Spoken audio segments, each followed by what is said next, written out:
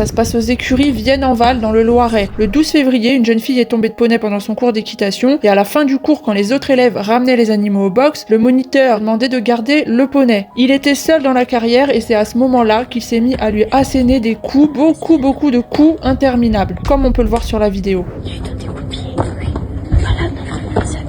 Déjà, à quel moment un cheval comprend un message en se prenant des coups de pied et des baffes dans la tête? Bref, d'après plusieurs témoins, c'est pas la première fois que ça arrive et c'est pas non plus le seul moniteur à pratiquer de cette manière. Une ancienne cavalière du club nous a expliqué qu'un jour une petite était tombée de poney à l'époque et que la monitrice l'a fait tourner en rond à base de coups de cravache puis lui a mis des coups de pied, bon un petit peu comme dans la vidéo que vous avez vue là. Ça avait apparemment été filmé mais il y aurait eu un accord pour que la vidéo soit supprimée malheureusement. On sait pourtant tous que frapper un cheval pour le punir ne sert absolument à rien et que ça empire la crainte et le comportement des chevaux. En gros, ils savent ce qui se passe, mais au lieu de régler les problèmes, ils préfèrent les cacher. Et ça, c'est inacceptable. Et c'est pas les seuls problèmes relevés dans ce centre équestre. Beaucoup de chevaux sont régulièrement grièvement blessés au niveau de la tête, même des chevaux de propriétaires, jusqu'à devoir être recousus. Et pour justifier ça, le centre équestre dit que le cheval a été blessé par une branche ou il s'est pris la barre de son box sur la tête. On doute vraiment que ce genre de blessure aussi grave puisse être provoquée par des branches, mais on préfère laisser planer le doute pour le moment. Bref, la Fédération française d'équitation est au courant. Après la sortie de la vidéo, on a reçu des messages de personnes qui dénoncent d'autres centres équestres qui pratiquent de la même manière et c'est vraiment honteux. On est sur le dossier, on vous tient au courant et un témoignage va arriver prochainement. Dans leur règlement intérieur écrit sur leur site, on peut lire: